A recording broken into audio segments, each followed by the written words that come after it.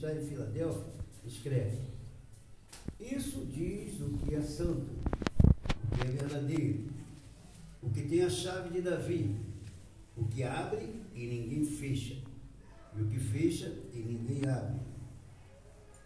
Eu sei as tuas obras, eis que diante de ti pus uma porta aberta, e ninguém pode fechar. Tendo pouca força, guardaste a minha palavra, e não negaste o meu nome. Eis que eu farei aos da sinagoga de Satanás, aos que se dizem judeus e não são, mas mentem. Eis que eu farei que venham e adorem prostrado a teus pés, e saibam que eu te amo.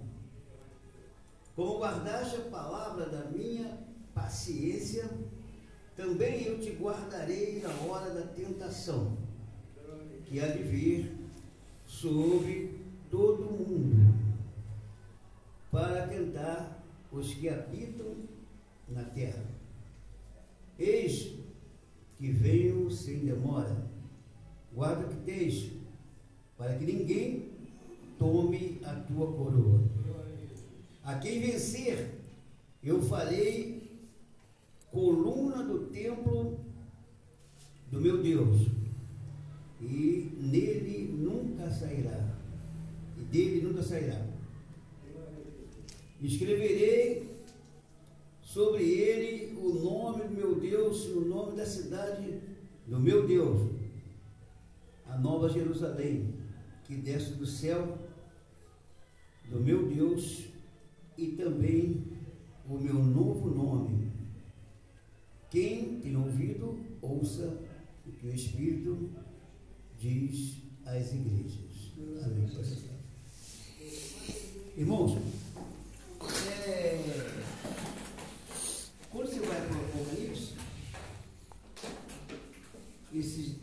essas cartas são o texto mais conhecido do Apocalipse, que são uma revelação que Jesus colocou a João, mandando que ele escrevesse aos anjos das igrejas. São 7 igrejas. Claro que existiam mais igrejas na Ásia, mas ele decidiu escrever para essas 7 cidades da Ásia, onde havia ali igreja que estava em movimento, que estava representando 7 é o número da perfeição. Então ele escolheu 7 que representam Deus. João, todos sabem a história de João, que ele estava sendo perseguido, tentaram matar João algumas vezes, mas o próprio Jesus havia falado que ele não ia assim morrer assim tão fácil como os outros. Houve uma promessa que ele teria vida longa. Foi o único dos apóstolos, o único que não sofreu martírio foi João, o único que morreu de morte natural, já velho, quase 100 anos. E ele, certa feita, lançaram João numa taça de azeite quente, segundo a história, não está na Bíblia, segundo a história, e João saiu ileso. Aleluia. E aí esse camarada é imortal.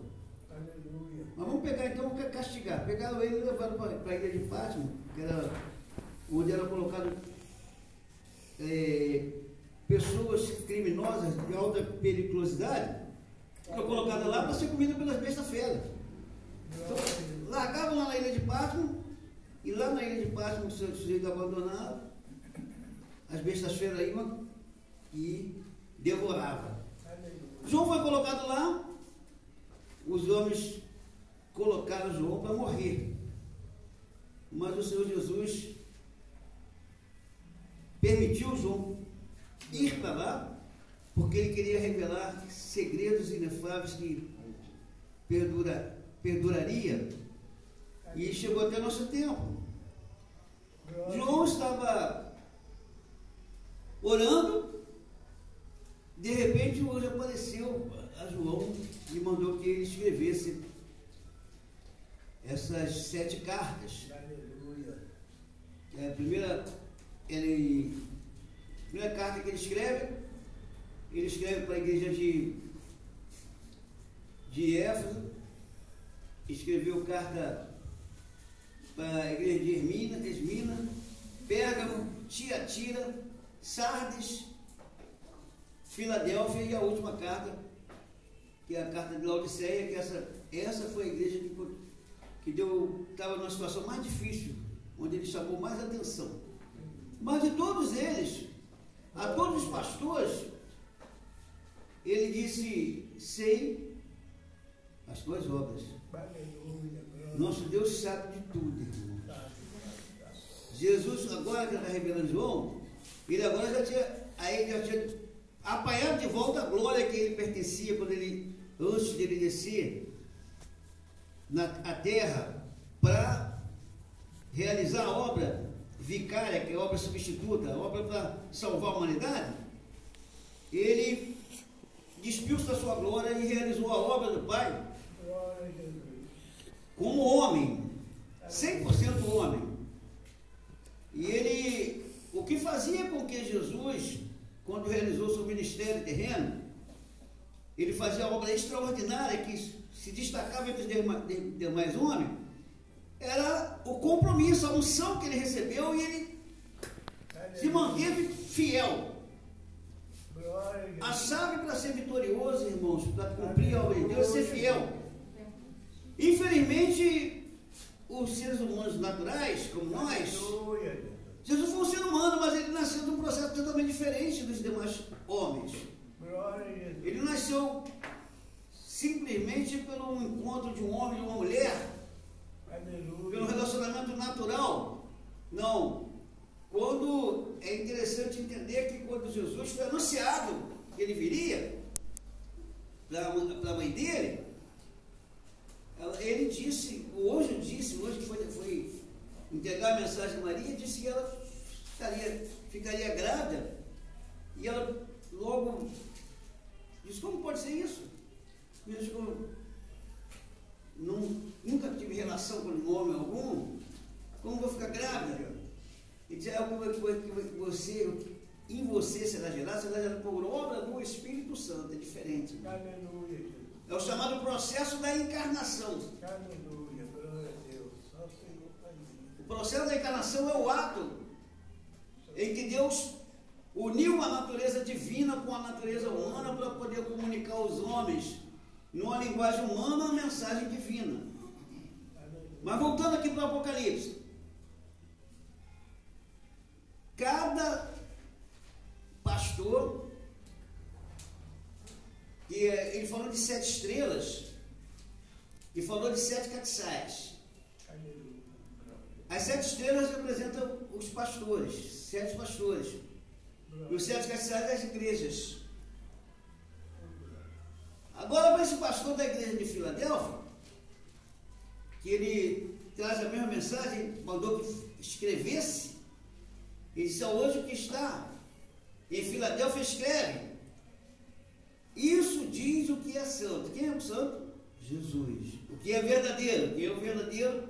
Jesus. O que tem a chave de Davi? Jesus. O que abre e ninguém fecha. E o que fecha e ninguém abre. Todo poderoso, irmão, controlador de tudo, dominador sobre todos. E a gente serve a esse Deus, mas muitas vezes nos falta a confiança de que Ele é o Deus que tem o domínio e o poder sobre todas as coisas. E às vezes só a notícia apavorante nos coloca tanto medo que a gente duvida das coisas, da defesa que o nosso Deus pode nos fazer. Então ele diz assim: eu sei as tuas obras, e diante de ti pus uma porta aberta, e ninguém pode fechar a porta que Deus abriu. Ele diz assim: tendo pouca força, guardaste a minha palavra, e não negaste. Aqui, 2 chaves. força guardasse a minha palavra. Aleluia. E depois você disse, e não negaste meu nome. Olha que coisa gloriosa, irmão. Não negar o nome de Jesus. As lutas, problemas, as circunstâncias adversas nos sobrevêm. E muitas das vezes, irmãos, a gente nega o nome de Jesus porque a gente dá atenção para o pecado, a gente corre da luta, dos problemas. Mas esse homem, esse anjo da igreja aqui, esse pastor, tinha um testemunho maravilhoso. Tendo pouca força, guardaste a minha palavra e não negaste o meu nome. E nós nos analisemos. Como é que está a nossa atitude? Temos guardado a palavra? Guardado a palavra? Ou a gente simplesmente quer fazer com que Deus cumpra aquilo que a gente quer, acha que tem que ser? É verdade. Ele disse, não negaste a minha palavra. Vimos? Guardar a palavra de Deus e não negar o nome do Senhor. Como é que nós negamos o nome do Senhor? Como sabemos que algo é para fazer, mas a gente não faz? A gente sabe que tem que fazer, mas a gente não faz. Isso é negar o nome de Jesus. Estou correndo um pouquinho por causa do tempo. Mas ele chama a atenção. Chama a atenção para dar exemplo para nós. Ele manda escrever essa carta e fala para esse pastor: pus uma porta aberta diante de ti e ninguém pode fechar. Irmãos, ele disse, tendo pouca força, ele tinha pouca força, mas ele guardou a palavra. A importância de guardar a palavra. Por que há muita dificuldade nos nossos dias para que as pessoas guardem a palavra de Deus? Porque, irmãos, é uma chave, o próprio Deus dando testemunho da atitude coerente desse anjo, desse pastor, diz, tendo pouca força, guardaste a minha palavra e não negaste o meu nome. Aí, eis que eu farei aos da sinagoga de Satanás, aos que dizem judeus e não são os religiosos que se penetravam na igreja, irmãos, mas que não queriam se converter, não se convertiam como deveriam se converter. Porque a conversão, irmãos, não fica esperando Deus te converter. Deus te mostra o caminho, você entra nele se você quiser. Deus te fala a palavra, você obedece se você quiser. Então religiosidade, irmão, não vai salvar ninguém. Eu fico triste quando vejo as pessoas defendendo bandeira denominacional, ou até ministérios, firma mais no ministério, tem mais confiança no ministério ou na bandeira denominacional do que no próprio Senhor. Nego a palavra do Senhor para defender uma bandeira denominacional. Glória a Jesus. Mas ele tendo pouca força, guardaste a minha palavra e não negaste o meu nome. Glória a Jesus. Ele faria com que aqueles falsos que estavam no seio da igreja enganando, chegasse até aquele pastor e se curvasse, quer dizer, se arrependesse, se curvasse, porque muitos haviam se levantado contra eles por causa da verdade, por causa da fidelidade daquele pastor. Os que se diziam religiosos, os que se diziam judeus, mas não eram, mentiam. Quantas pessoas dizem ser cristãos, mas mentem? Porque no procedimento está fazendo tudo aquilo que a palavra protesta. Tudo aquilo que a palavra diz para não fazer, querem fazer. São interesseiros. Quantas pessoas que estão servindo a Deus simplesmente vão para levar benefício na causa? Quantos pastores enganadores que deixam de pregar a verdade, que não falam mais contra o pecado? Sabe por quê? Porque querem agradar, querem massagear o ego das pessoas, porque estão olhando para as pessoas como se fosse fonte de renda. Quando na realidade, irmão, o evangelho é pregado para falar contra o pecado, para levar as pessoas a ter uma transformação de vida, a alcançar liberdade, não libertinagem. E nós temos visto aí, irmão, por causa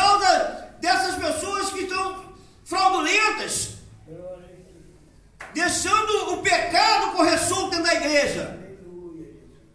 E na igreja onde se pregar a verdade, irmãos, não tem sucesso. Aleluia. E os pregadores são em busca de aplauso, em busca de elogio. Aleluia, Jesus. E aí não pode pregar a verdade como tem que ser pregada a verdade. Glória a Deus. Porque querem ter o ego abajurado, para isso eles precisam abajurar os outros primeiro. Aleluia. Querem levar vantagem. Glória a Jesus. Mas a Bíblia condena esse procedimento. Aleluia. Mas aqueles que eram falsos tiveram que reconhecer naquele pastor Glória a Jesus. que ele estava na fidelidade ao Senhor. Glória a Jesus. Eles tinham que se prostrar aos pés daquele pastor Aleluia. e saber que o Senhor Jesus ama a verdade, ama aquele que é fiel, ama aquele que verdadeiramente serve com fidelidade, não olha para a vida dos outros, mas anda segundo a palavra de Deus. Glória a Jesus. E o pastor precisa ensinar a verdade, precisa viver a verdade, precisa ser testemunha, precisa ser exemplo para o rebanho. Quem quiser andar de qualquer maneira, que ande. Quem quiser fazer o que a Bíblia diz para não fazer, mas estão fazendo porque quer ter o ego massageado, quer simplesmente defender os seus caprichos, os seus desejos. Aleluia, Jesus. Quer andar em delinquência e ser aplaudido. Aí quando alguém prega a verdade, aquele alguém é detestado. Existe igreja aí que alguns pregadores não conseguem pregar uma mensagem como essa, que ele vai ser expulso. Glória a Jesus. Aleluia. Aí diz, ó, como guardaste a palavra da minha paciência, Aleluia. também eu te guardarei na hora da tentação que há de vir sobre todo mundo. Está chegando nossos tempos, está chegando o tempo. Vamos guardar a palavra, vamos guardar a palavra da paciência. Vamos nos aplicar e fazer a vontade de Deus, deixar, irmãos, o interesse pelas coisas do mundo. Infelizmente, muitas pessoas só estão em busca de servir a Jesus por aquilo que Ele faz, mas não estão querendo laborar por aquilo que Ele é. Glória a Jesus. Ele cobra fidelidade, Aleluia. Ele cobra comportamento coerente, decente. Aleluia. E muitas pessoas querem servir a Deus, mas não querem abrir mão da indecência, não querem abrir mão da incoerência. Aleluia, Deus. Eles chamam para responsabilidade. Glória a Jesus. E aí dizem, eis que venho sem demora. Aí. Guarda o que tens para que ninguém tome a sua coroa. Aleluia. Glória a Irmãos, como Deus quer nos levar para o gozo eterno, para morar eternamente com Ele, existe um adversário tentando roubar a coroa, tentando roubar a nossa honra. E como é que ele faz isso, irmãos? Quando nos tira dos princípios éticos e morais que a Bíblia nos declara e nos ensina e nos exige vivermos. Glória a Jesus. Aleluia. E a vitória, irmãos, sabe a quem? A quem vencer, só quem vencer, quem for fiel, for temente. Não basta ter título de, eu sou meu mamãe da cocada.